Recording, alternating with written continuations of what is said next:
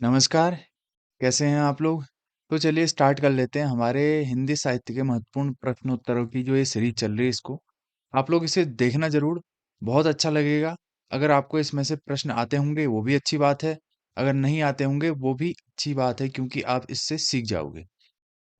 हिंदी साहित्य का धर्मध्वज किसे कहा जाता है?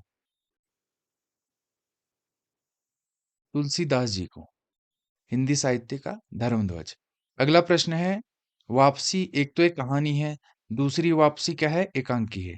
जो ये वापसी कहानी है ये है उषा प्रियंवदा जी की,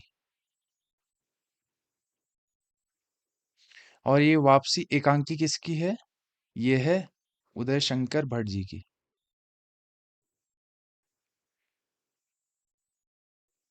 याद रख लेना, वापसी एकांकी आ गया तो उदय शंकर भट्ट करेंगे, वापसी कहानी आ गया तो उषा प्रियंवदा करेंगे। अगला प्रश्न, हिंदी का प्रथम गीति नाट्य तो आप सभी जानते होंगे, क्या है उसका नाम? करुणालय। इसकी रचना कब हुई थी? 1913 में। और राइटर कौन है इसके?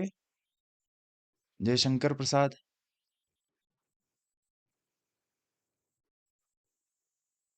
प्रसाद जी। अगला अगला प्रश्न है, देखो, एक राष्ट्रीय आत्मा, तो एक राष्ट्रीय आत्मा किसको कहा जाता है? रामधारी सिंह दिनकर को, दिनकर जी को। और एक भारतीय आत्मा, ये तो आपको पता ही होगा, माखनलाल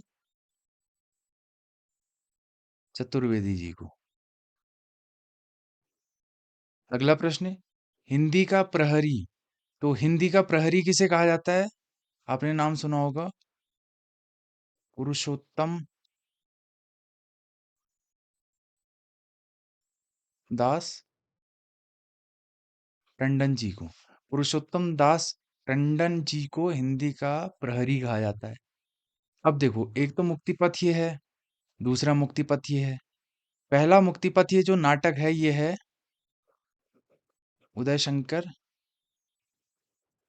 भट्ट जी का। और दूसरा ये जो मुक्तिपथ है ये उपन्यास, ये किसका है? इलाचंद्र जोशी जी का। ठीक। अगर नाटक आएगा तो उदय शंकर भट्ट जी, उपन्यास आएगा तो इलाचंद जोशी।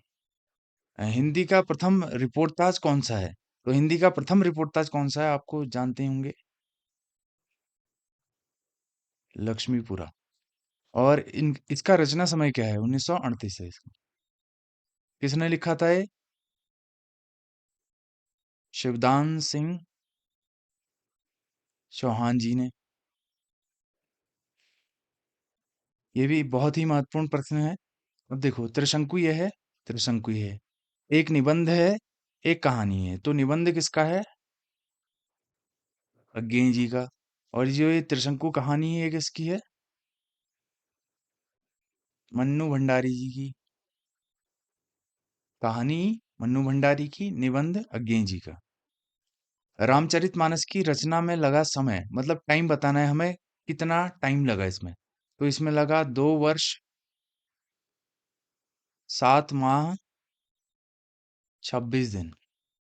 अब देखो, इसको याद करने का आसान तरीका मैं तो ऐसे लिखता था, 27 26, 2 वर्ष 7 माह 26 दिन। ऐसे भी आप लिख सकते हो, आसानी से याद हो जाएगा। अगला प्रश्न है, देखो, ये है पिता, दूसरा ये है पिता, दोनों क्या हैं? कहानी है। ठीक, ये भी कहानी और ये भी कहानी है। ठीक। तो ये दोनों किसकी रचना है? एक तो है ये धीरेन्द्र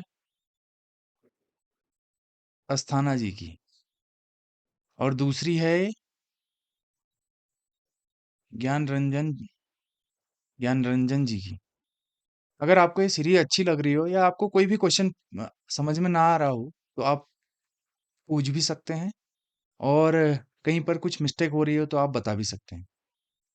देखो, अगला प्रश्न देखो, शब्दों का जादूगर, भाषा का जादूगर, बिंब का जादूगर, कलम का जादूगर, ये सारे जादूगर एक साथ याद हो जाएंगे आपको।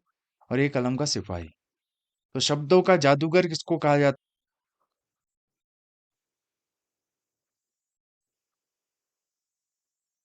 कमलेश्वर जी को शब्दों का जादूगर कहा जाता है। और भाषा का जादूगर किसको कहा जाता है? शिवपूजन सहाय को।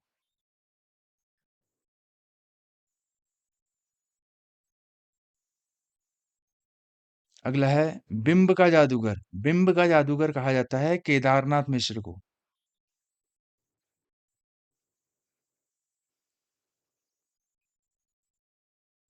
केदारनाथ मिश्र जी को। कलम का जादूगर तो आप सब लोग जानते ही होंगे, वो हैं राम वृक्ष बेनीपुरी जी। और लास्ट है कलम का सिपाही, ये प्रेमचंद जी को। प्रेमचंद जी को कलम का सिपाही कहा जाता है। Thank you so much.